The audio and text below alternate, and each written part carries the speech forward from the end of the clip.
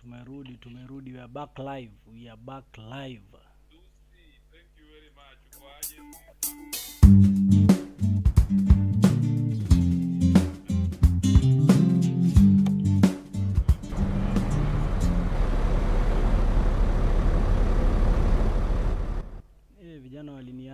Vijana waliniacha. Chicken, special fried rice and some prawn crackers on Uber Eats instead. That's not a very good story, Mummy. Great ending, though. When you've done enough, Uber Eats and get your favourite restaurants delivered. Check out for terms and restrictions. Natasha Devon on LBC. Call 0345 6060 973. It is 6:48 and Joe has called from Finchley. What can you tell us? Hi Natasha. Hi. Well, basically, I think we should care about Iran. 30,000 people just been massacred over a month ago in Iran by the Iranian regime. Yes. So it's important to care what happens in Iran. And I don't think there's a comparison between Iran and Iraq. That was a long time ago. Iran has been pursued off the nuclear bomb for over 30 years now. And something has to be done about it. What do you make of the fact that Iran signed a nuclear deal under in 2015 under the Obama administration, which Trump came in and effectively dismissed, ripped up, and said that he wants to start again and renegotiate a new one? But that doesn't really speak to Iran never complying and never compromising, does it? Well, the sites were visited many times, but they never found anything. And at the same time, I think Trump also wanted to get other things involved, like the ballistic missiles. Yes. Part of the deal. And Iran didn't want to. But Iran has been helping its proxies in the region, has been killing its own people, imprisoning people, torturing people, and something has to be done. And I really get really upset when I see non-Iranians supporting Iran. If you go and live there, then you find out, then things are different.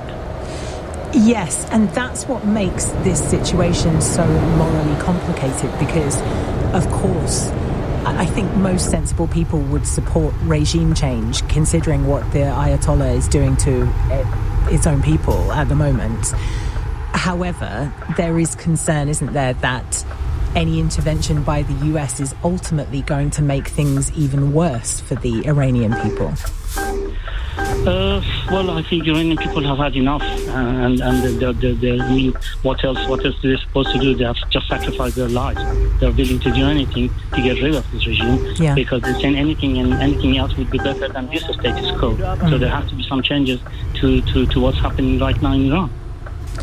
Thank you, Joe, for your call and for that perspective. And you see what I mean? Two Iranian callers completely disagreeing on Trump's motivations, whether it would do more harm than good for the US to get involved in Iran. It may be a case of, in the short term, it would benefit the Iranian people. In the long term, not.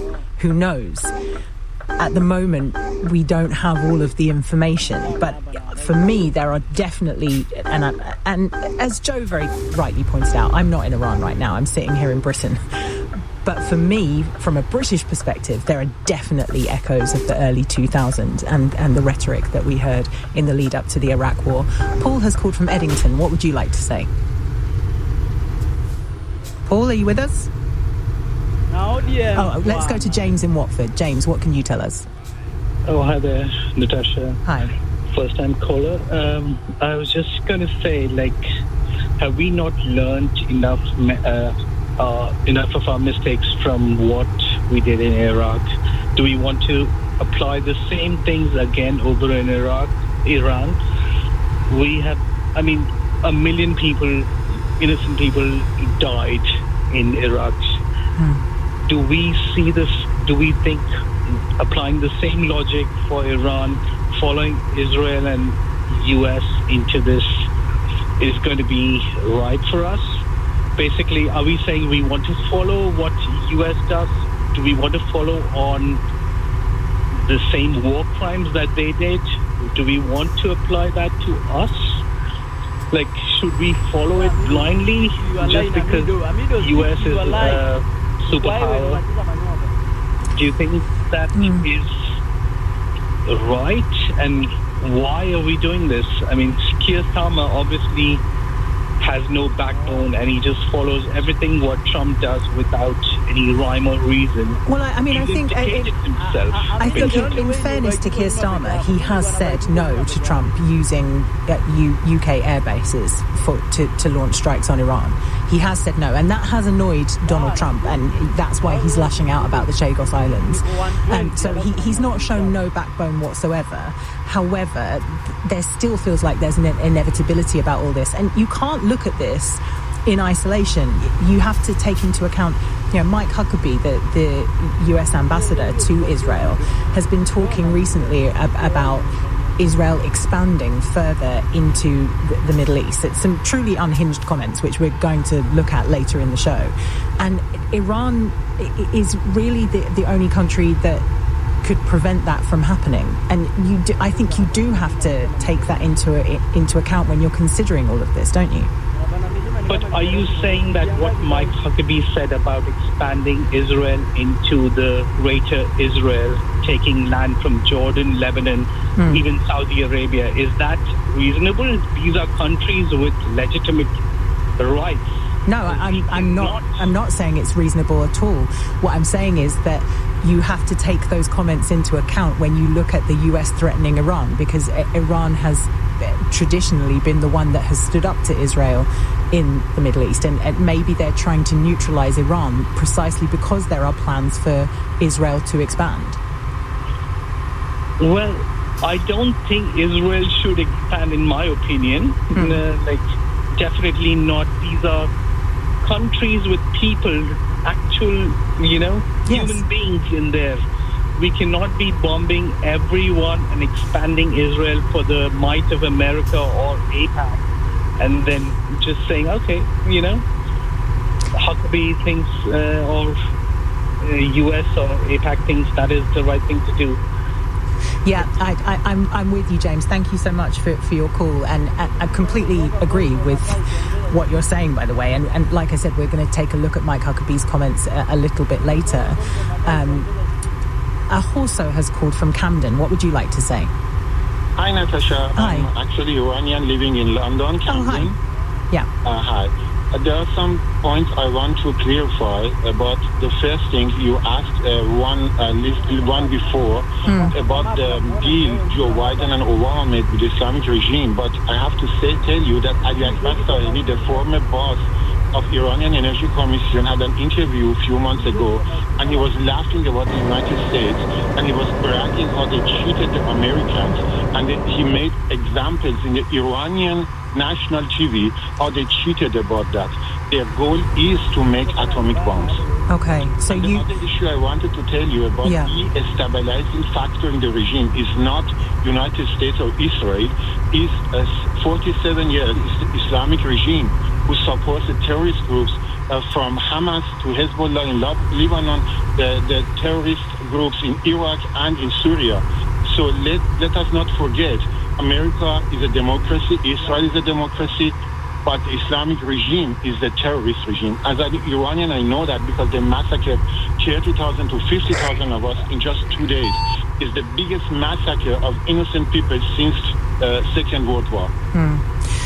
Thank you, and thank you for your call, and thank you for reminding us of that. I mean, I think America is fast heading to a point where it won't be a democracy anymore, but nowhere like on the scale that you're talking about. And I think these details are important, which is what makes this ethically murky.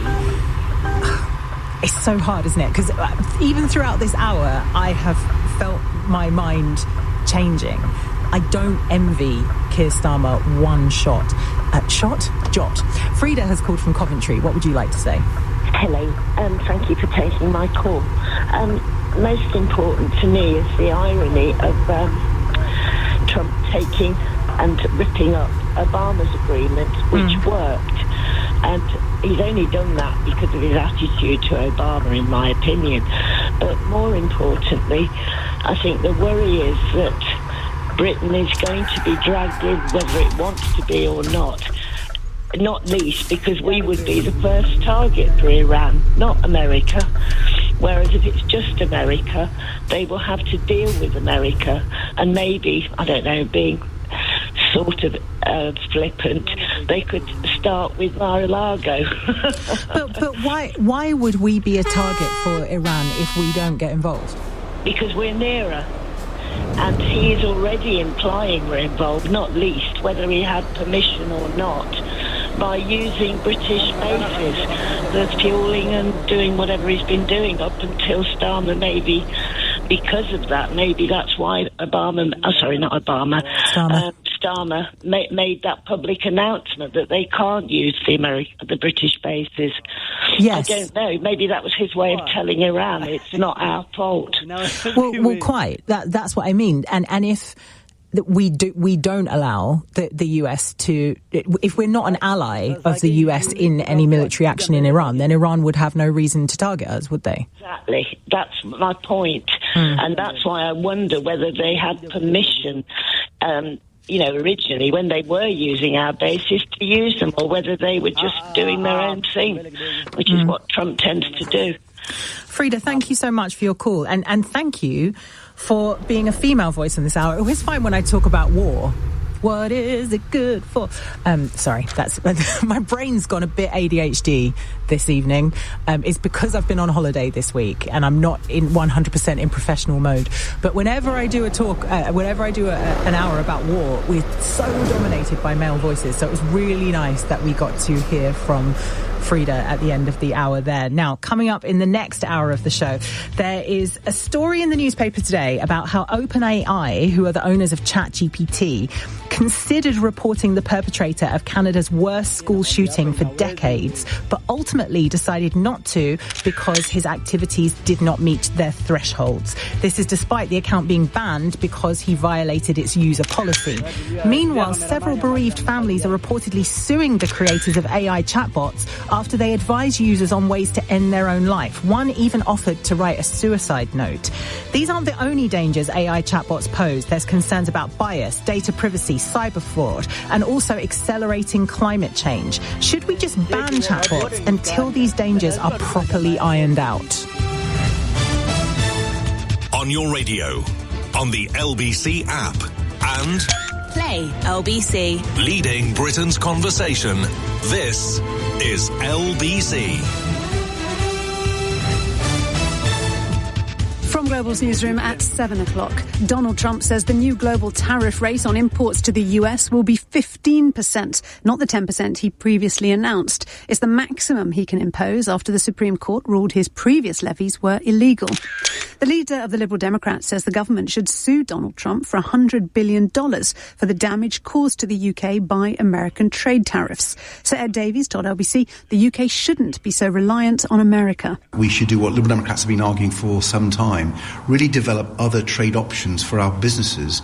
If you listen to many people and businesses who've exported to the US, they no longer trust that economy. It's too uncertain, and they want to be able to trade more with Europe, for example. And that's why our proposal for a new EU-UK customs union is so important. We need to stand up to Trump, and I would urge the Prime Minister to sue him.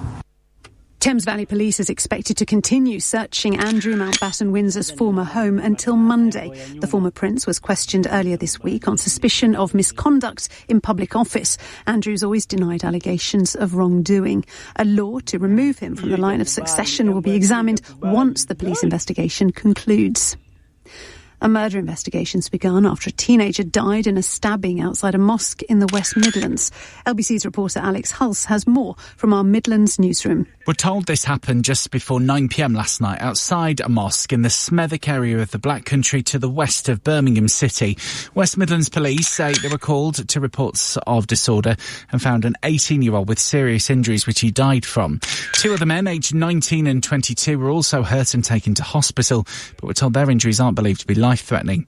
A man's appeared in court after allegedly trying to buy almost 40 handguns. The National Crime Agency says 22-year-old Luke Fortune from Bristol was arrested in July 2024. He's also accused of buying more than 1,000 bullets and manufacturing a 3D printed submachine gun. Royal Mail says second-class post on Saturdays must be scrapped as a matter of urgency. Unions say it's a result of failing to recruit staff because of low wages and poor conditions. Royal Mail says it offers the best terms and conditions in the industry. LBC weather, a cloudy and wet evening for many. A touch of frost possible overnight in the far north. Otherwise, it'll be mild but windy. Tomorrow, rain in the southeast and north. Largely dry with sunny spells elsewhere. A high of 15 degrees. From Global's newsroom for LBC, I'm Emily Lang. This is LBC from Global, leading Britain's conversation with Natasha Devon.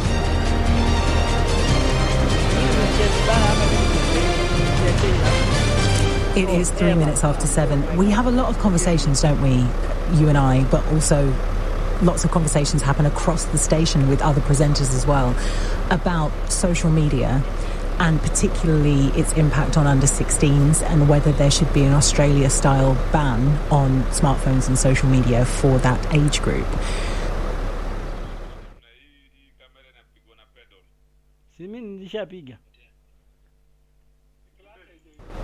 While still a concern, it's not the leading technology concern for many educators.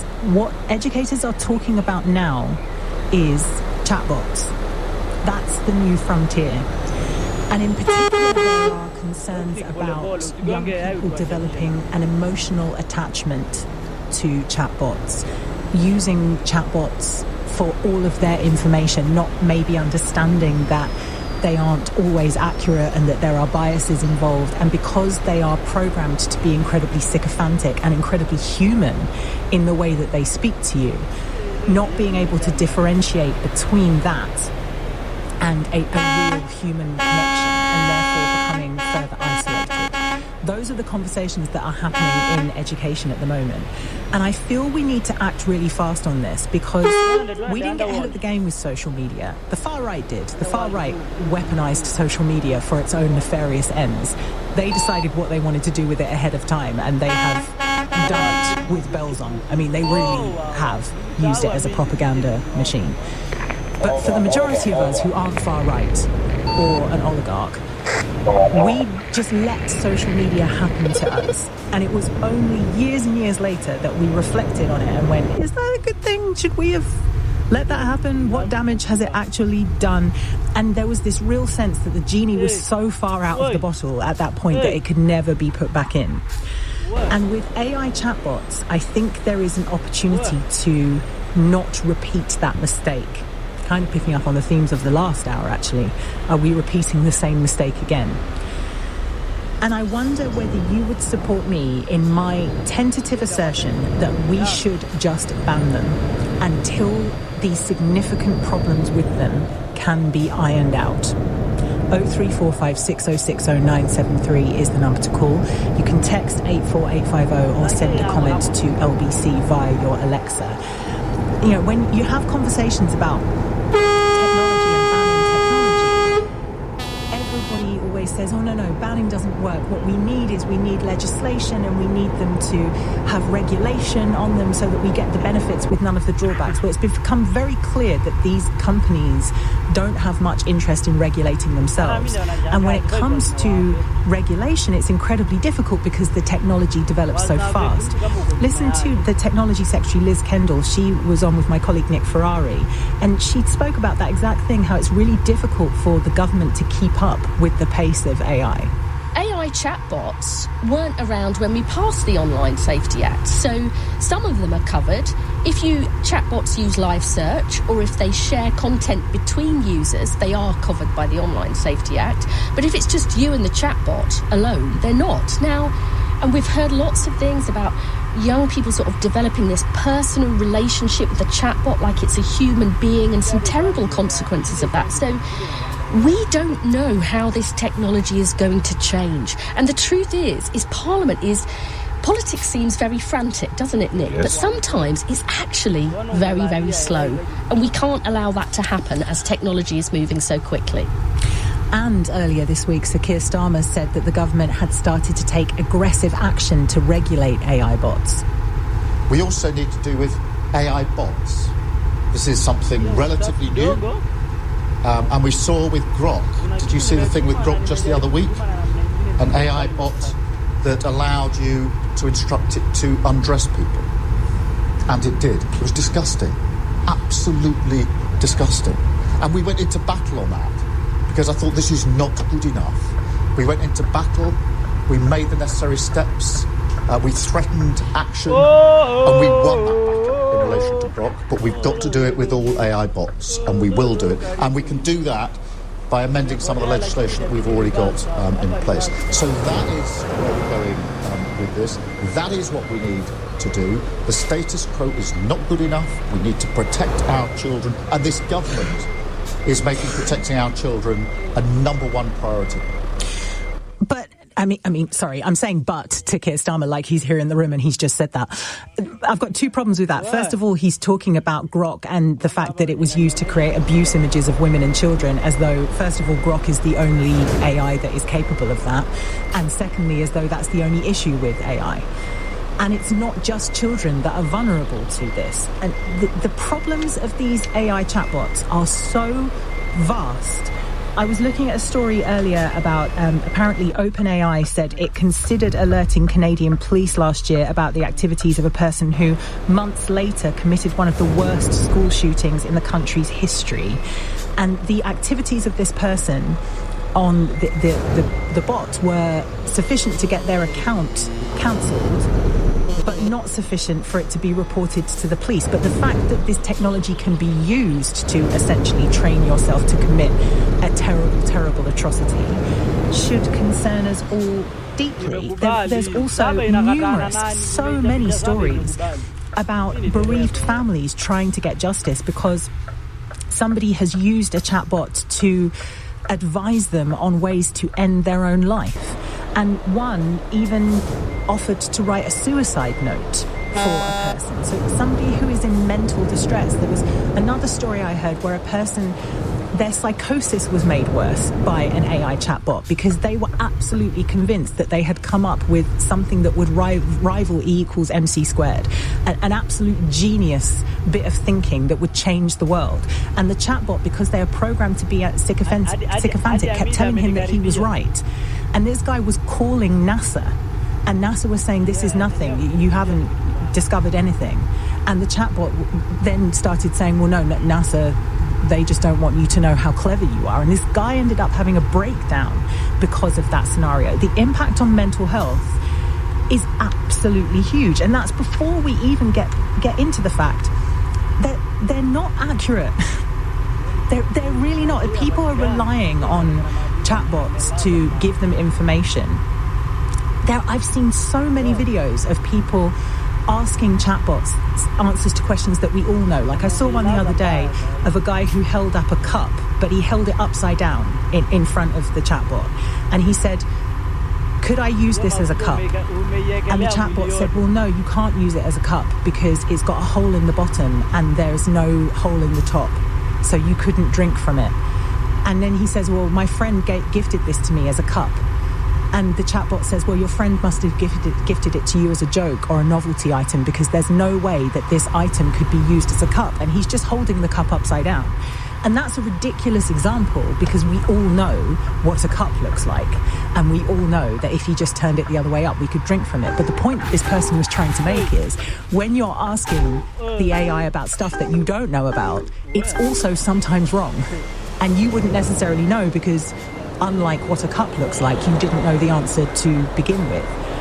There is so much bias when people use AI recruiting tools.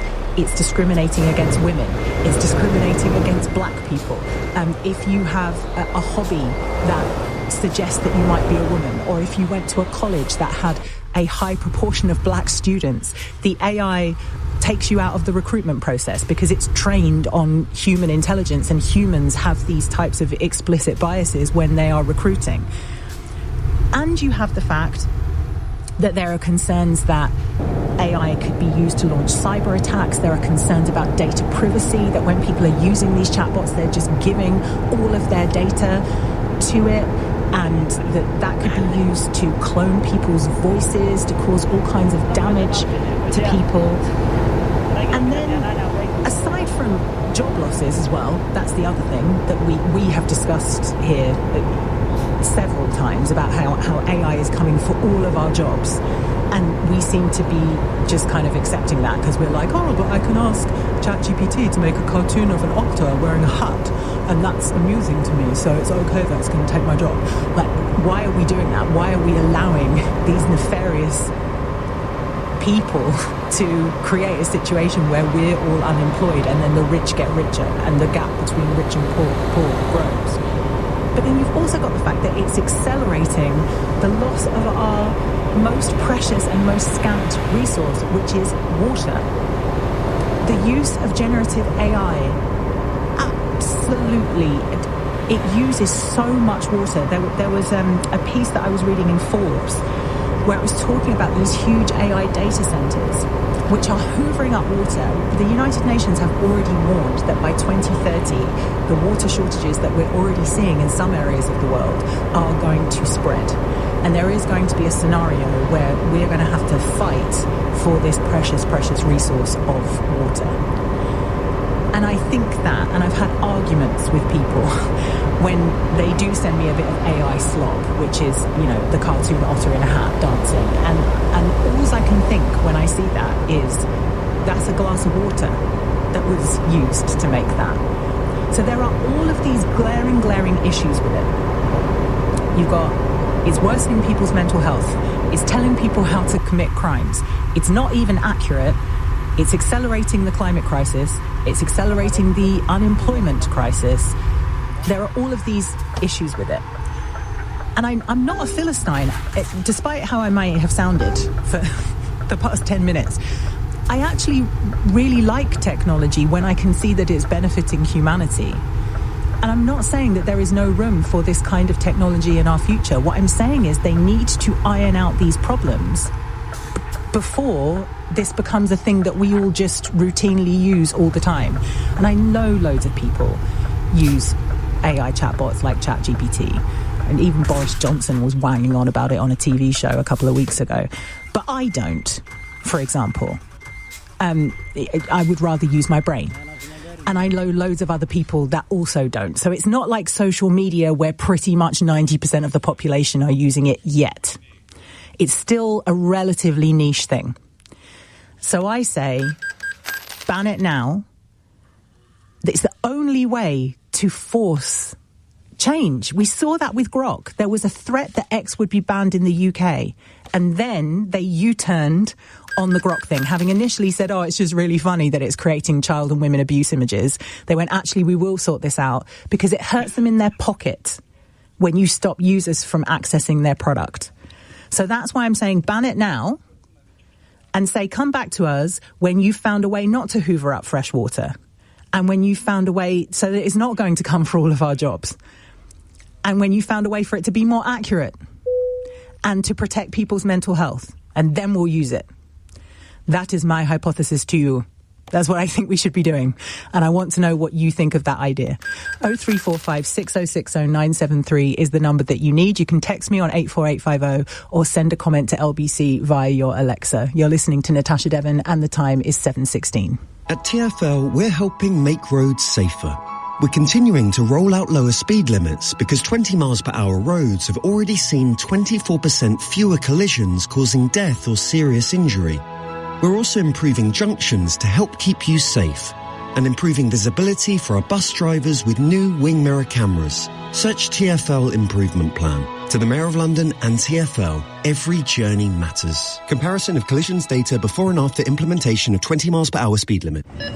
We asked patients at Great Ormond Street Hospital what makes someone special. They can make me laugh lots and lots and lots and lots. They have to like arts and crafts. Their favourite food is chocolate cake. They might be a magician, so they can magically make me better. They will be kind. Does that sound like you? Be someone special and leave a gift in your will to Gosh Charity. Search Gosh Legacy for your Gifts in Wills guide. Thank you. Sunlight's guaranteed over 50 plan and gave confidence to Jane and Chris.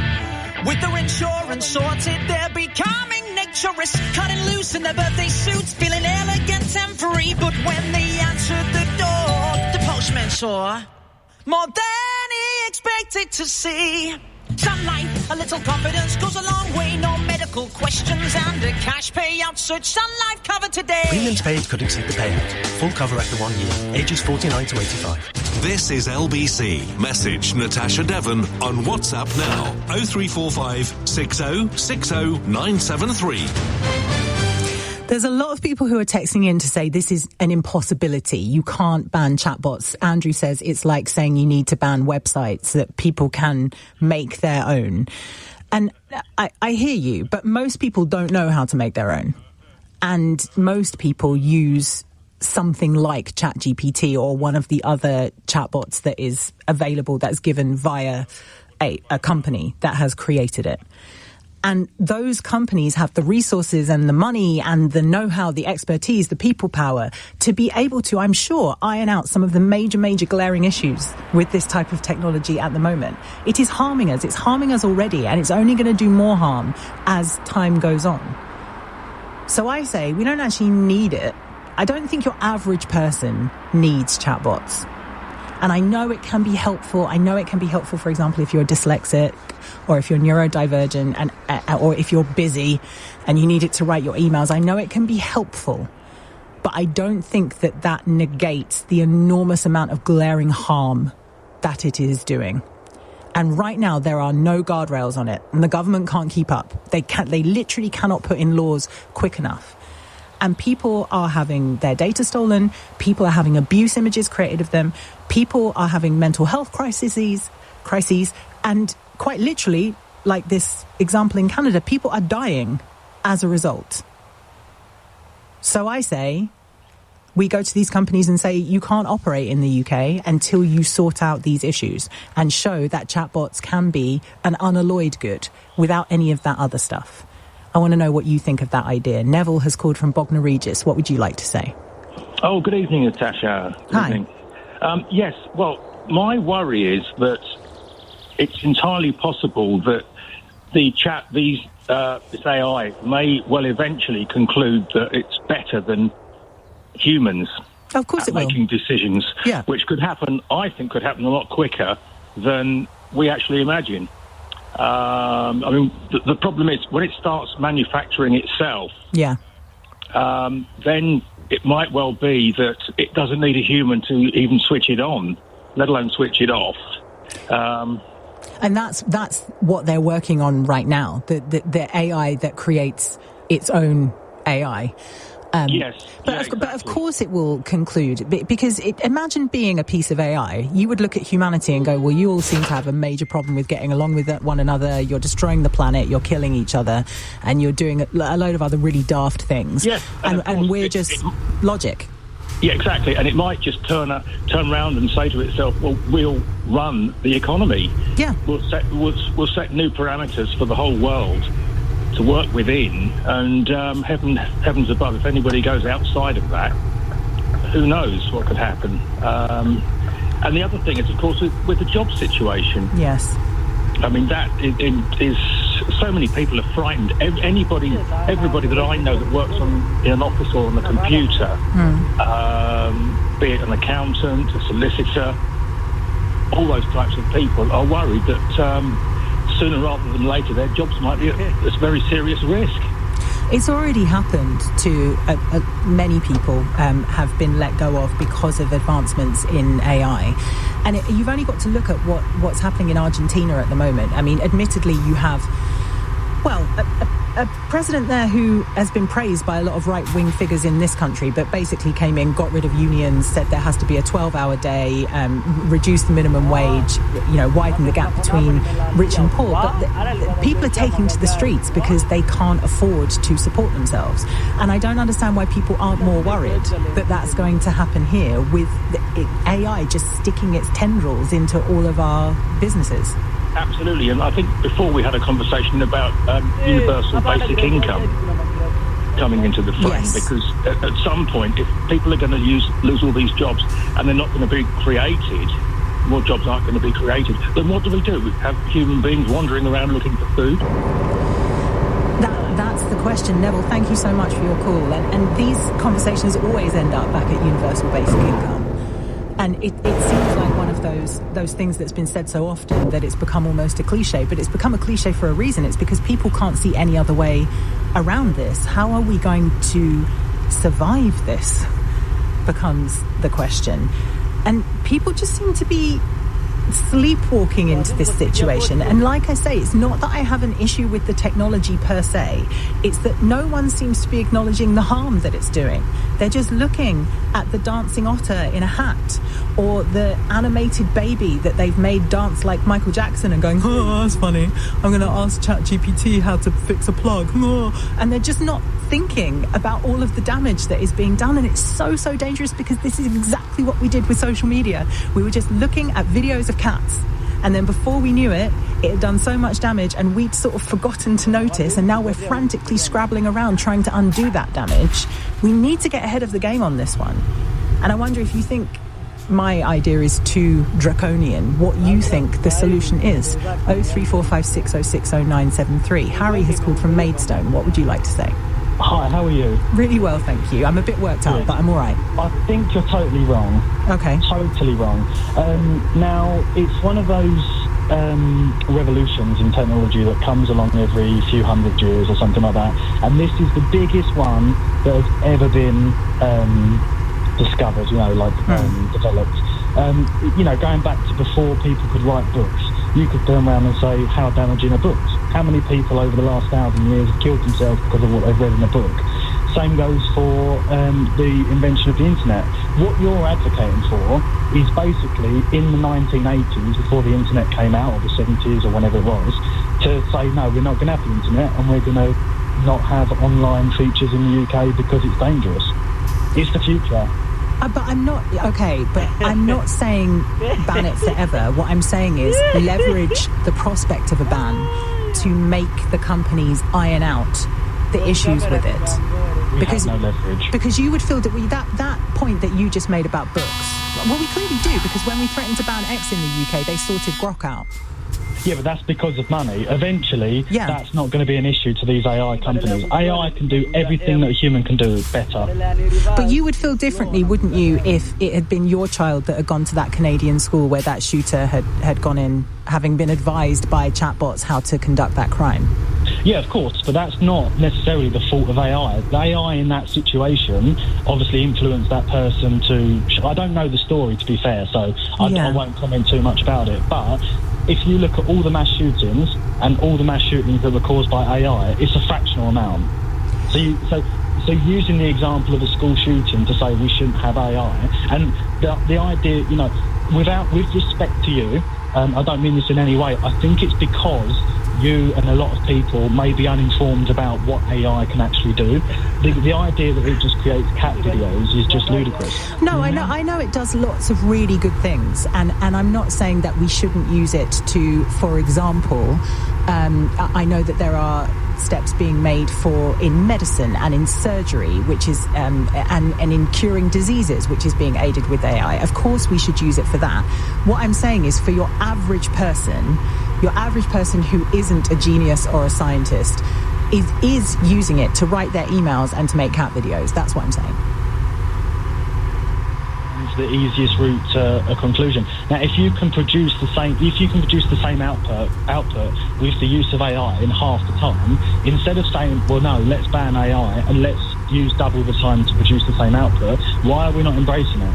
The problem is with this country, and it's the same in all other areas, we just don't respond. We don't respond to world movement. Why are we not making our own AI? Why are we not training young people in coding and AI? What we do is we're a reactive country now rather than proactive. I'm doing a mechanical engineering degree at the moment, and I'm in year 3, so I'm about to graduate. The use of AI has been absolutely fundamental to what I've learned. What I can see a topic, not really understand something, and I can have a conversation with ChatGPT or Claude AI, voice, like a voice chat, asking it questions, and it is just... But how do you know it's giving you the correct answers when it's wrong on so many things? Because using it's not wrong on many things. It has lots of hallucinations, is what they call it, and it's very agreeable. It's a bit of a sycophant, but when it comes to technical data, it's trained on the internet. The vast majority of the time, it's correct. And the thing is, as well, this is cognitive bias. With respect to you, I don't want to sound like I'm being offensive, but what I can hear, from a lot of people that are commentators on it, is cognitive bias. You'll pick out a news story where there's been an incorrect information that's been said and it's influenced a scenario, but then the vast majority of user interactions with AI, you can build a website with AI. But how many web developers has that put out of business? How many web developers are now unemployed because of that? But that's not the fault of AI. That's because it is the fault of AI. Okay, right. Yeah, maybe you are right. It is the fault of AI. But if we've got a tool that solves a lot of the world problems, do we just say, no, we're not going to use this tool because we have to look after people? No, what I'm saying is that if we've reached a point where we're doing something so sophisticated as creating AI, which is this enormous revolution as you have described, we should be able to do it in such a way that we get the benefits and it mitigates the harms. But at the moment, we don't have our own AI. But because all of these technology companies, so many of them are owned by absolute sociopaths, they seem to have no interest in mitigating the harm on ordinary people. Okay, so the problem isn't AI, it's the problem about governance of AI. Yes. Is that what you mean? Yes, that's what I mean. Well, then the British government should be incentivising children nowadays to learn coding, and we should be keeping up. Instead of being reactive to all these foreign companies that have a stranglehold around AI, we should be baking our own. We should have data centres up in the north of Scotland in the cold, so we don't have to use as much water and as much cooling. AI is the future. Unfortunately for everyone, and it'll probably put me out of a job. I'm doing mechanical engineering. AI can design something far better than I can in a 100th of the time. And what will you do when it puts you out of business? What? Find other work. It's the way of the world. Do you think when cars first came in like the 1900s, 1910s, there was billion-dollar, I'm speaking mostly about America, billion-dollar companies running horses and horse and carts. And as soon as cars come in, it died within a decade. Yes. And it's just another one of those things. And it's the way humans progress. But that was very specifically transport, wasn't it? The problem with AI is that it's coming for pretty much all the jobs, apart from maybe plumbers, and we can't all be plumbers. So just hypothetically then, if we ban AI for the next 5 years because we don't agree with the people who run AI, and the rest of the world is, making leaps and bounds in terms of like research and development, cost cutting and stuff like that, and we just become this prior state because we want to rely on human brains, what are we going to do? We're just going to fall further behind. Yes, I think you're right. If we were the only people to take that decision, I definitely think we should be talking to other countries about this. And like I say, I'm not saying that we just immediately implement a ban and then do nothing else. I'm saying that we leverage the idea of a ban in order to force the companies into greater amounts of governance to mitigate the harm that is being done. And I do have enough faith in the people that created this technology. They must be clever enough to create a version that doesn't basically run on fresh water and doesn't waste that precious resource, for example. But you have to force, it seems, them into a position where they will take that into account and be concerned about that.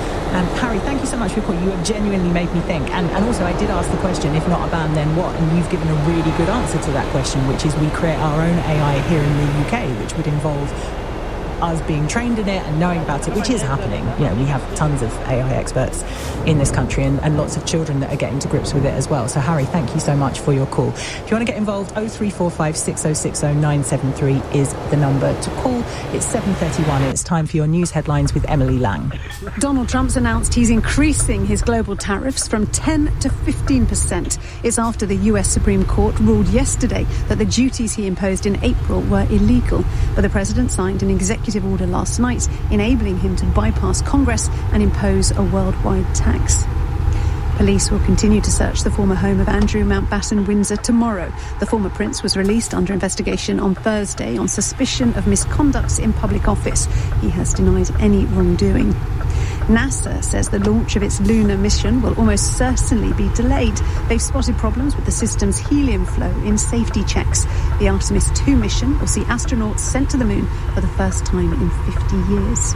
LBC weather, a cloudy and wet evening for many. A touch of frost possible overnight in the far north. Otherwise, it will be mild but windy. Tomorrow, rain in the southeast and north. Largely dry with sunny spells elsewhere. A high of 15 degrees. This is LBC. You know, people ask me, what's my good place? It's in the garden, playing football with my girls. It's also knowing that because my pension is with Pension Bee, I get a beekeeper, a UK-based account manager for support should I need it. You're not very good, Daddy. At Pension Bee, we believe that when your pension is in a good place, you're in a good place. Download the app or go to pensionbee.com and be pension confident. When investing, your capital is at risk. Nothing beats that just booked feeling. Because when you book a Jet2 holiday, you start dreaming of pool days and seeing the sights. Get ahead for summer. Book now with just a £60 deposit per person. Choose from our best rooms and hotels and save £200 per couple. Nothing beats a Jet2 holiday. Package holidays you can trust. Option natural protected. Subject to availability and conditions. Hey dogs, yeah, I'm talking to you. If you're tired of dry, tasteless kibble or slop that plops out of a tin, you're going to want to hear this. Butternut Box makes only the freshest dog food with juicy meat and tender veg. It's the kind of food that makes dogs, tongue out, running around the kitchen happy. Let's hope your human heard this too. Butternut Box. Fresh food, happy dogs. Try Butternut Box today and get 25% off your first 2 boxes. Offer available online in the UK and Ireland to first-time customers only. Leading Britain's conversation with Natasha Devon. Alexa, send a comment to LBC. Okay, here's a question. Do you think... I think about this all the time. I literally lay in bed at night thinking about this. So let me ask you what you think. Do you think that the world would be a better place if social media had never been invented? Social media, not the internet, social media specifically. Because I know that social media does an enormous amount of good, but particularly because it has been harnessed by nefarious political forces to disseminate propaganda. I think the amount of harm it does is greater than the amount of good that it does. So I kind of keep arriving back at the conclusion that actually I think the world would be a better place if it hadn't reached its tendrils into all of our lives. And I don't want to be, in 10 years' time, thinking the same thing about AI chatbots. There has to be a moment of intervention where we go, we need to mitigate the harm that is being done here. But maybe that doesn't involve banning it or it never having been invented. Maybe it just involves going, okay, we're going to get involved earlier this time to try and force some kind of governance, to force these companies to do the right thing, to make sure that users don't come to the kinds of harms that they're coming to at the moment. So what does that look like? What lessons can be learned from our social media experience that can be transposed onto AI and particularly chatbots? 0345 6060 973 is the number to call. Before we return to that conversation, though, I don't understand what is happening with Trump and his tariffs. So my understanding is that the Supreme Court did the incredibly unexpected and did rule that they were effectively illegal, at which point Trump imposed a 10% tariff on everyone, but then he just announced today that that's going up to 15%. But I'm not sure if that's entirely correct, which is why we have Marco Fogone here, who is Director General at the Chartered Institute of Export and International Trade. Thank you so much for joining us this evening. Can you talk us through what has happened this week with tariffs, please? Well, Natasha, it's been quite a 24 hours. You're quite right. There was the announcement from the Supreme Court that the so-called Liberation Day tariffs that Trump announced in the Rose Garden at the White House were illegal, were unenforceable. And within a few hours, President Trump and his team announced that they were going to instead impose a 10% flat rate tariff on everybody trading into the US, except in certain specific areas where the increased tariffs remain areas of national security and the like. And then, because obviously things had settled down, the world was getting used to the 10% tariffs, a few hours ago, President Trump announced that he was lifting that now to 15%. on everybody. So it's just a lot of uncertainty and a lot of instability around how people are to trade with the United States. So has the Supreme Court, he obviously hasn't ruled that it's not legal for Trump to impose tariffs because that's what he's doing. Is it that it has to be the same percentage for everyone across the board? No, it was the mechanism by which President Trump had implemented the tariffs. It was deemed that wasn't legitimate under the terms of the Constitution and the fact that it would need congressional support in order for the tariffs to be imposed in that way. So what President Trump has done is he's looked at other mechanisms to impose the tariffs and has decided to impose the tariffs at first 10% and then 15% for a limit of 150 days, and during which period, of course, we anticipate that President Trump and the team will be looking at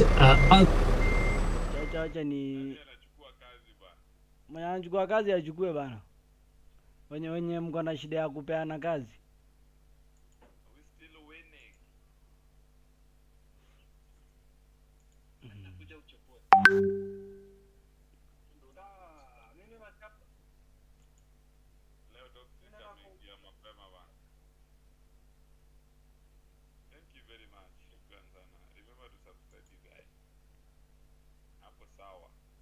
Hapa nilimwitisha hii namba saa ngapi? Sasa ndio ananitumia.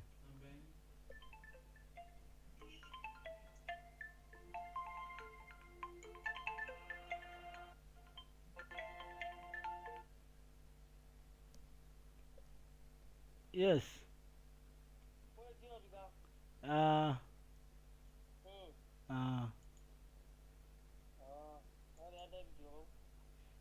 Kwa hapa.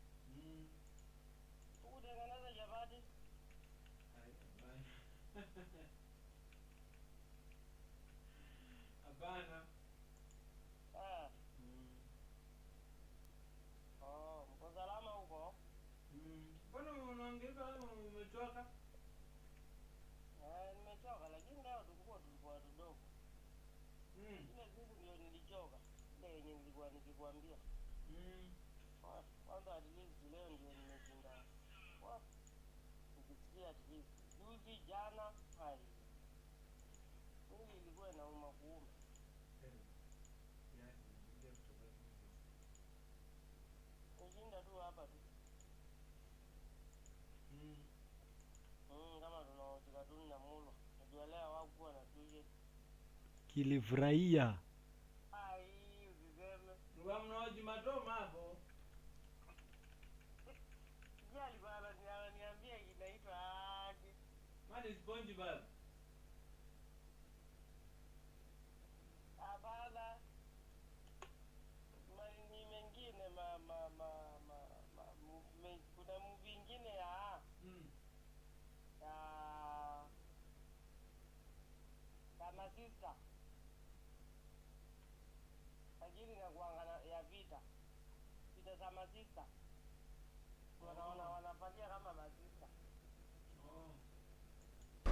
Because I think right now that's the most tangible, obvious and visible influence that is being had by AI on your average person's life.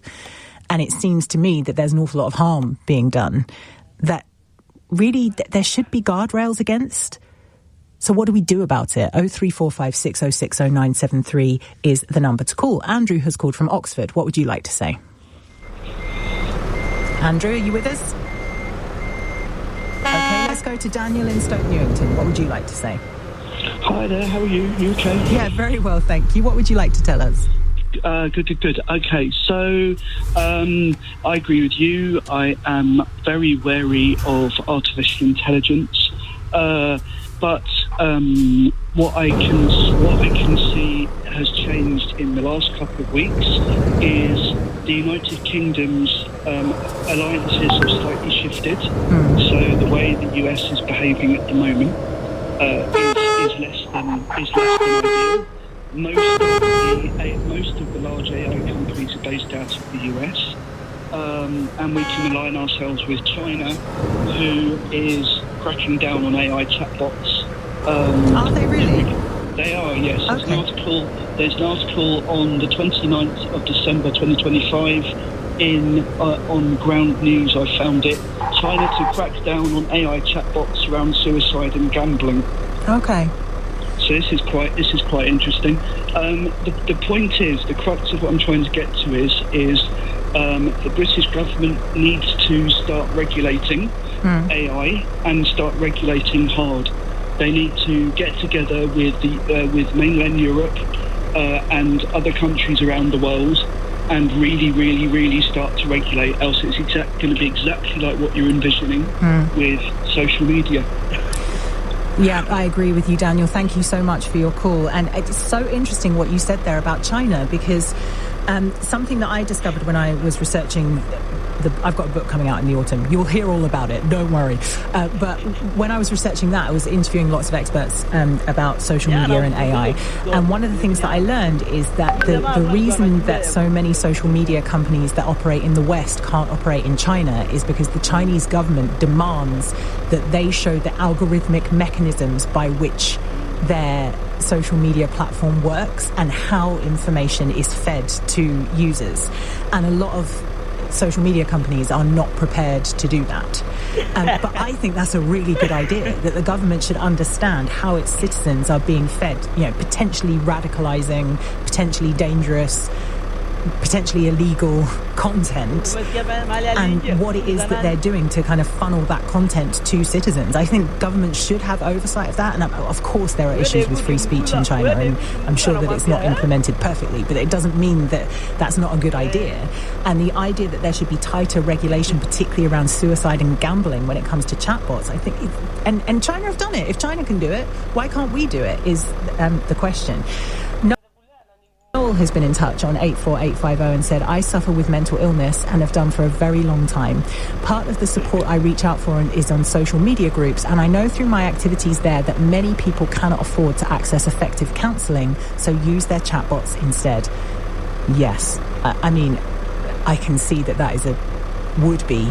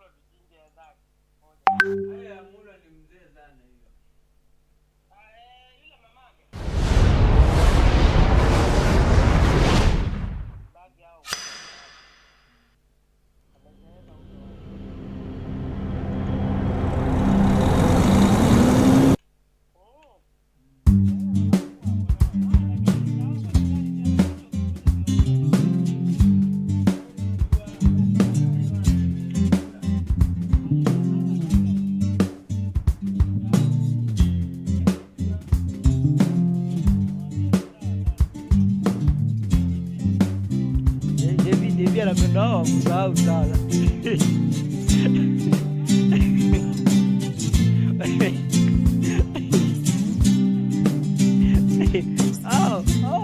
Kulia wamesahau. Ndio wanapenda sana hao.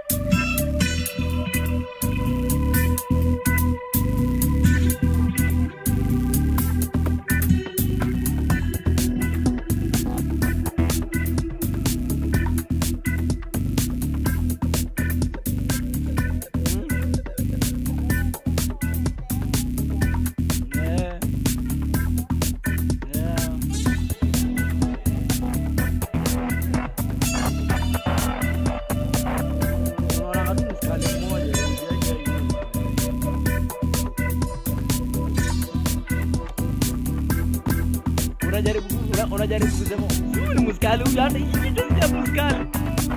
Unaangaliwa hivi unapo walienda waliisha huko. Ile ndio inaangalia vipi akikuja na maisha.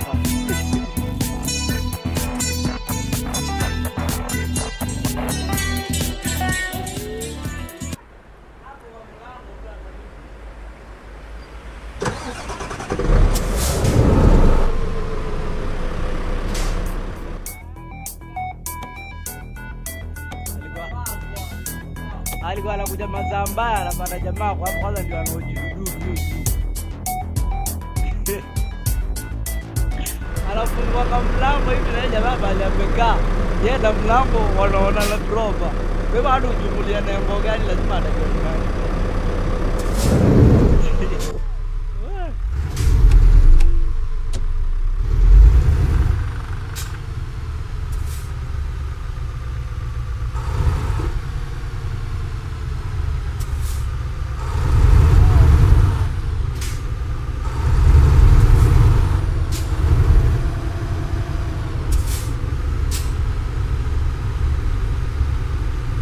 Sake.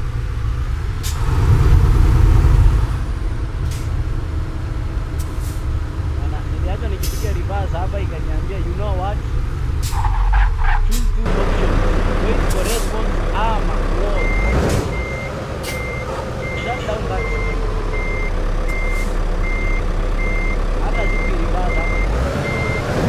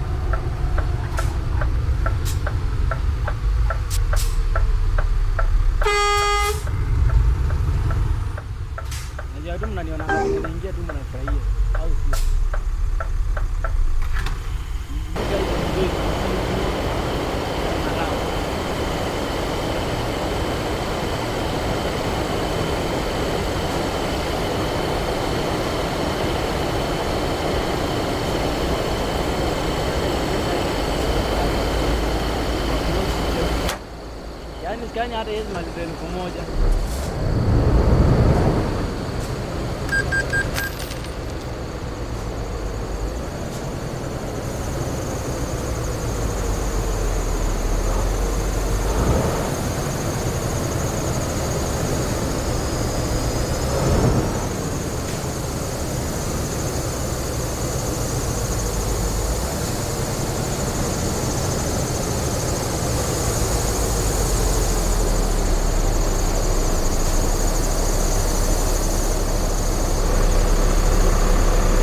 Mkipata mahali pa kusema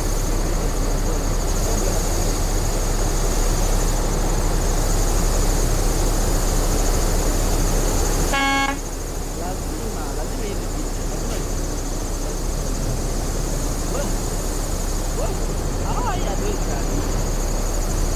unajua venye kama mimi nikiwa home nione kabisa venye ananifanya naona kabisa kutumika na ndio hiyo ndio ameteki sign nikapiga yani karando kana niuma kana niuma ni ajabu like kwanza leo show now why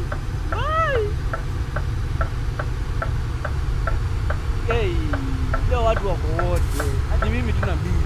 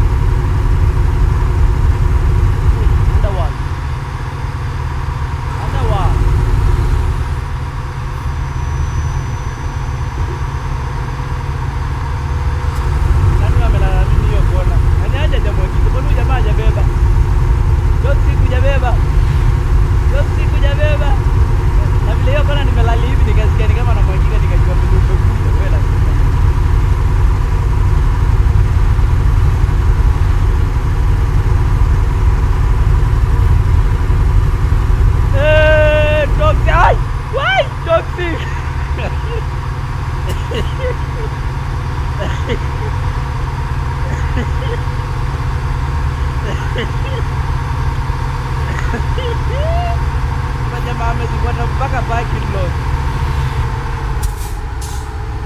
Saki, kijana amezifuata mpaka parking lot. Naona tangia mafuta huku juu. Naangalia kwa sekira naona tangia mafuta zangu. Imesimama vertically.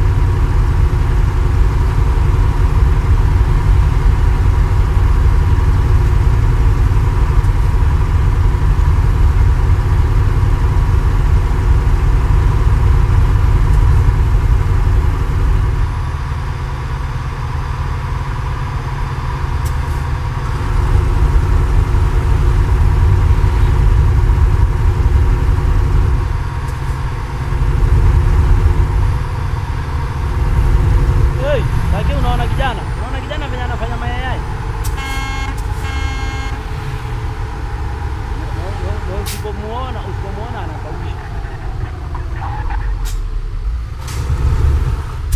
Wewe si nimeacha mkisema tunasimama hapa petrol station. Kama si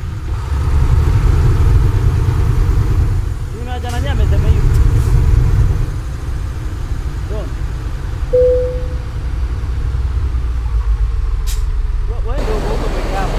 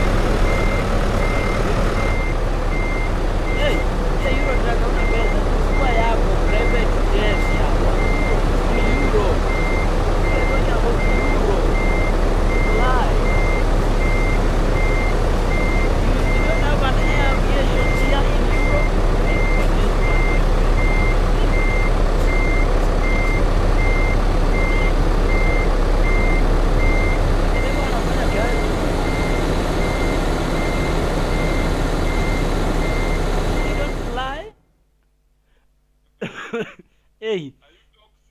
Don umeamua kurudi garage hivyo.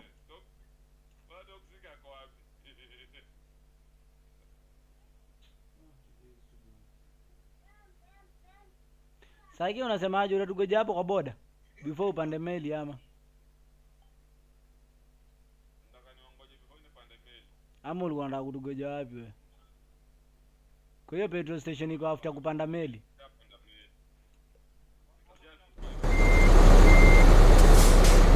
Oh,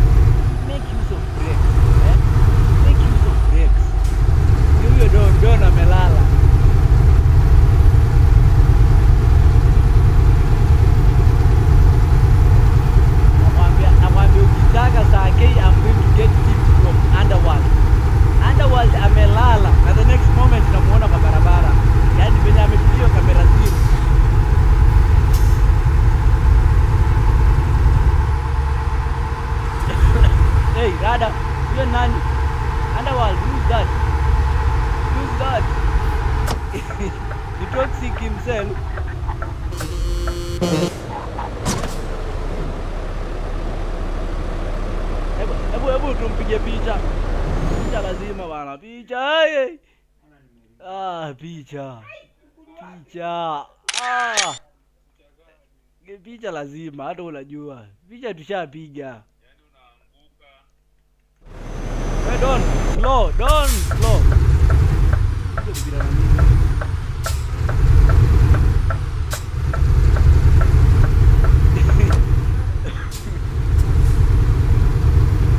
Sasa nakwambia vijana wako wangekuwa na pesa wenyewe uko nazo pale GTA. Wangezungua.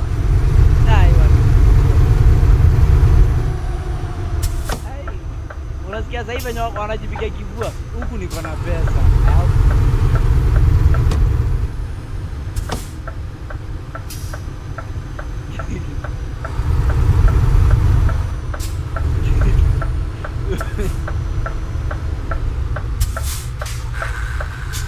Anda waliingilia mali waliingilia mzee.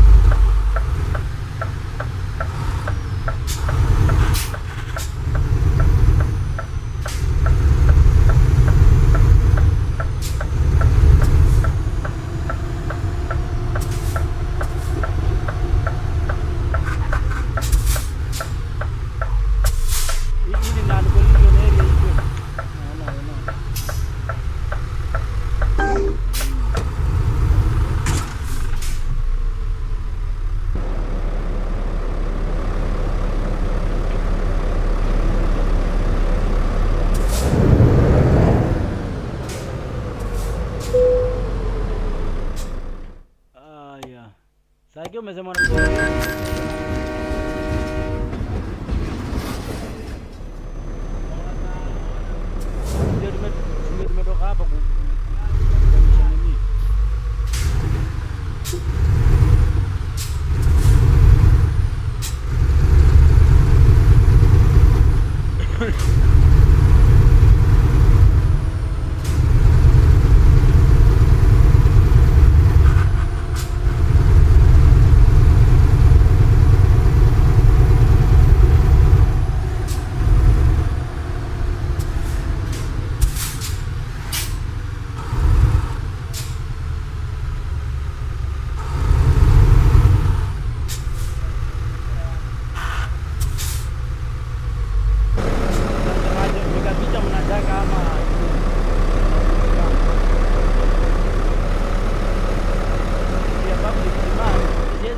kuwapea picha mimi na mmesimama. Mbona niwanyime? Kwanza Sake mwenye. Mbona niwanyime? Na niliweka GPU. Hiyo lazima nibebe siku zote.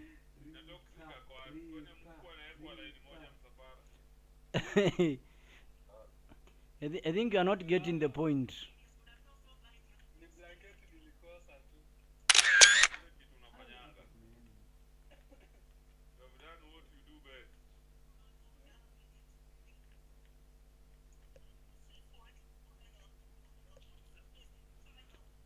Acha nikuje hii pande ya nyuma nione.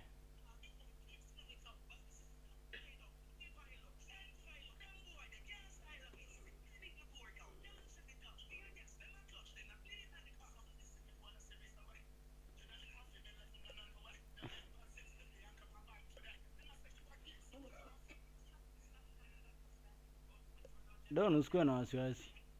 Nilipiga lakini haikuwa na jina. Kwa hivyo nitauliza kwa group. Guess the player. Alafu niweke watu wa vote. Alafu nifanyie hivyo vyote waamue kunivotia. Unajua watu wanaamua kunivotia. Wanipigie kura mbaya sana.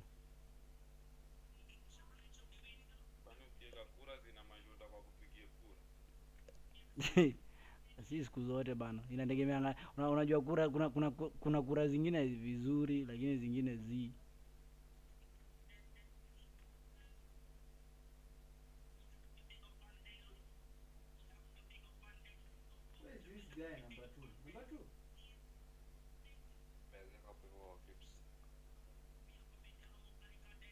Chani kuja hapa kuna Sake mwenyewe.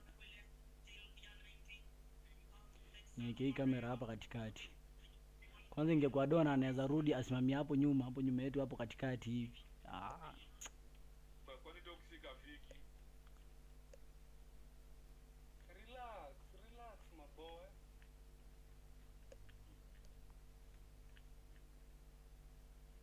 Nasema relax ni kama wewe ndio mea.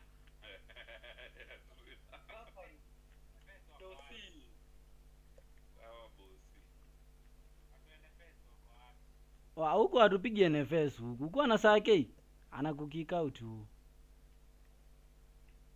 Huko hakuna Tumesimama tunangojana tunafanyia nao nini? Huko mambo ya NFS huko hatutaki. Watu NFS hawajakuja bado.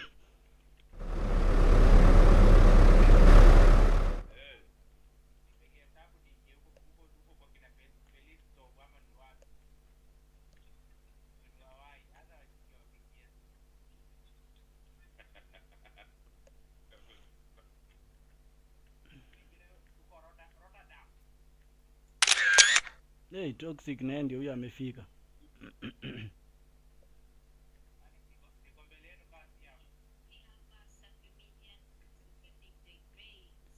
Toxic, tukusaidiaje?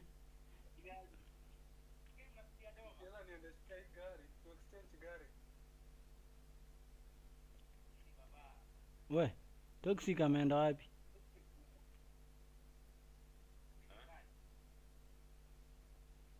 Oh, amerudi.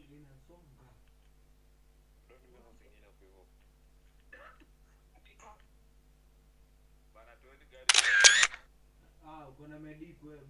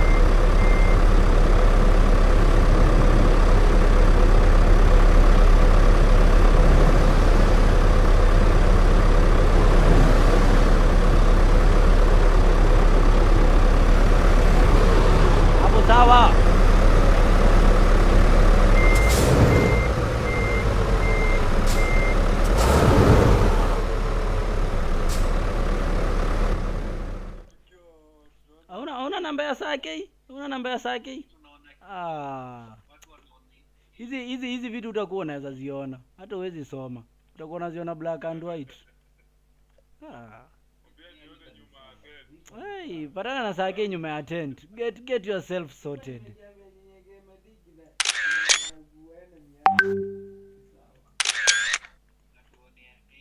Hey. Kwanza acha ninunue TV ya QLD 4K hivi. Amani ampati. Ampati amani.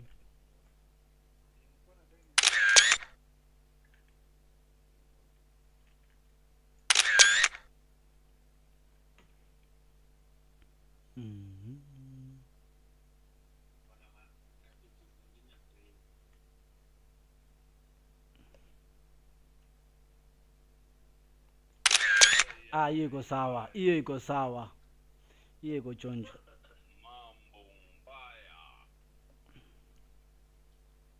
Hiyo. Hiyo iko chonjo.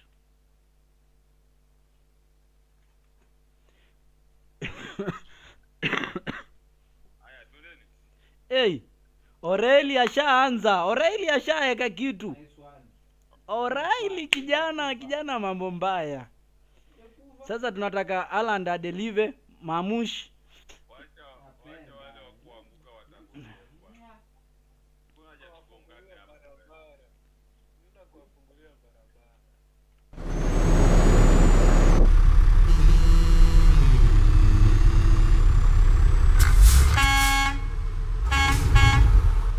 We. Anaitwa nani? Au tu unatumia hiyo faida ya kuingia yaone.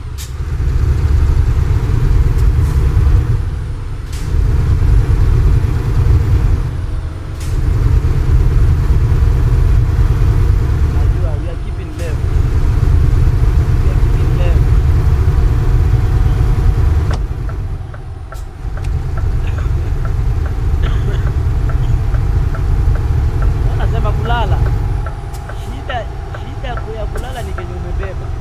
Hapo ndio shida.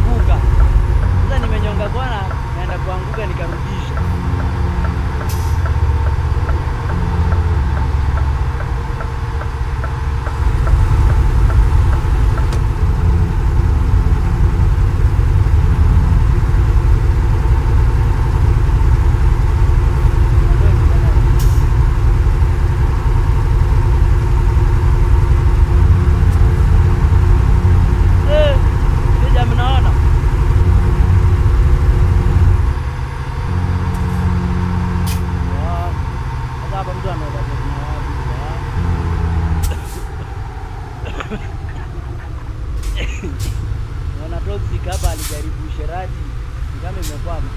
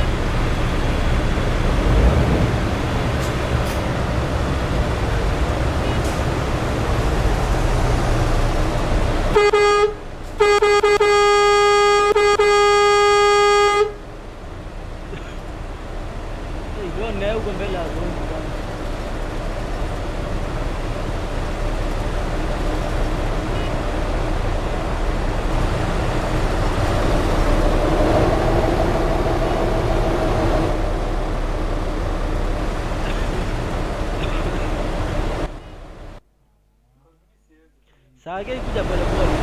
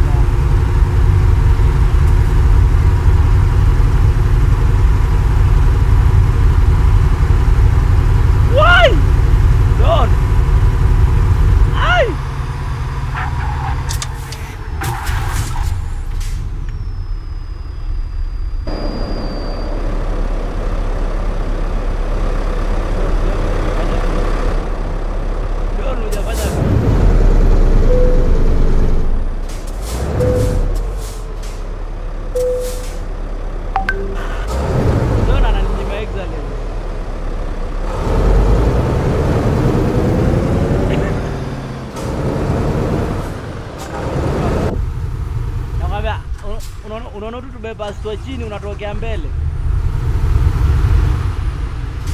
Bana amepiga bypass ya chini Esa ake nimemwona amefly.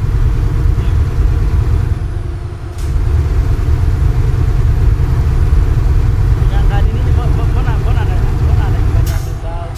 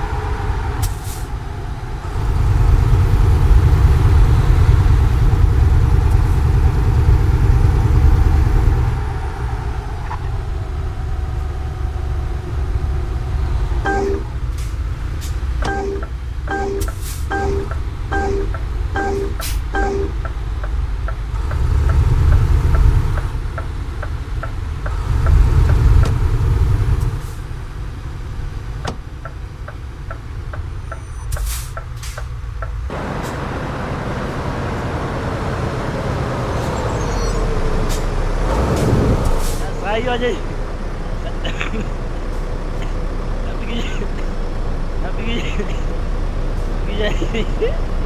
Napiga mzigo ni kuja niwaangalie na kamera nzuri.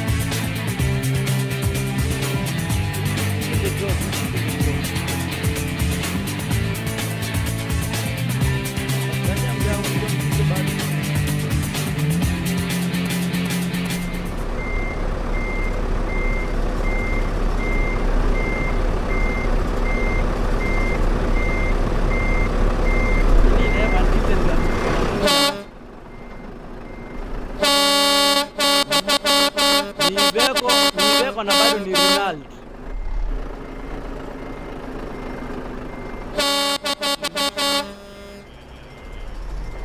Yani ni veko lakini bado ni Ronaldo.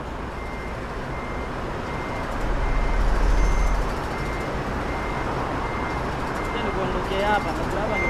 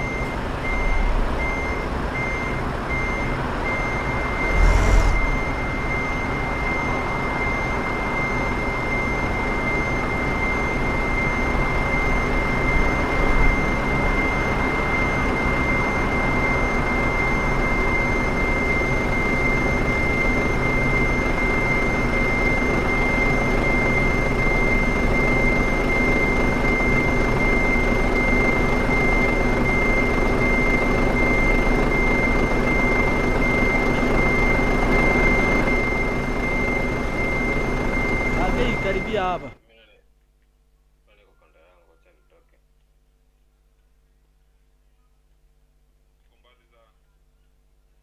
Hiyo gap ni kubwa kidogo pande ya kwako, lakini si ati huwezi chukulika, unaweza chukulika, lakini ungekaribia hapo ingekuwa more better.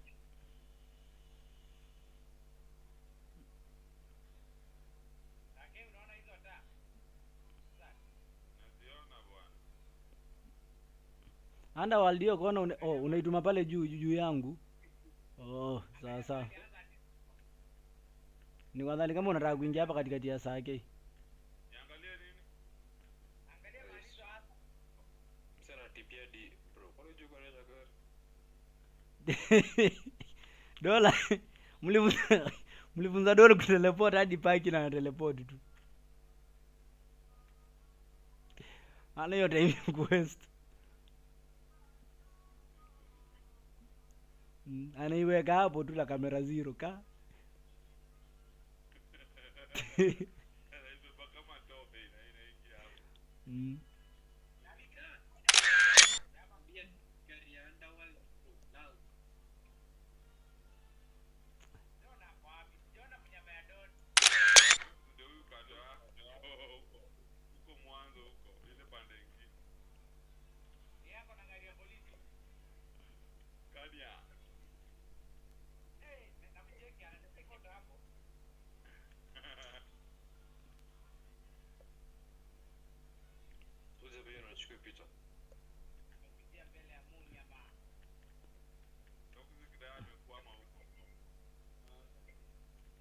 Ai.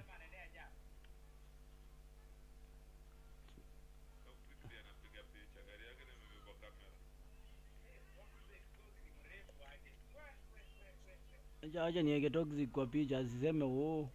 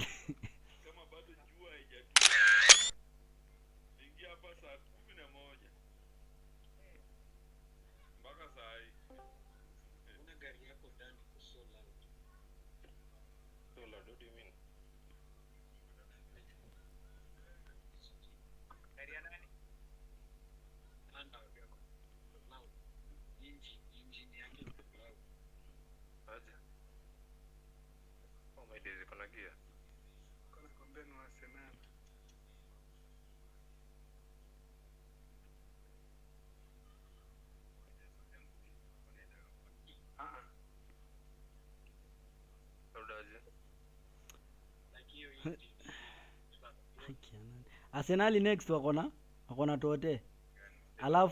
Alafu Chelsea. Alafu Brighton. Ai.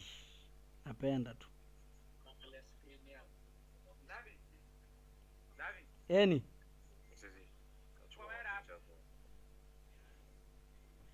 Wanda kuchukua mboko.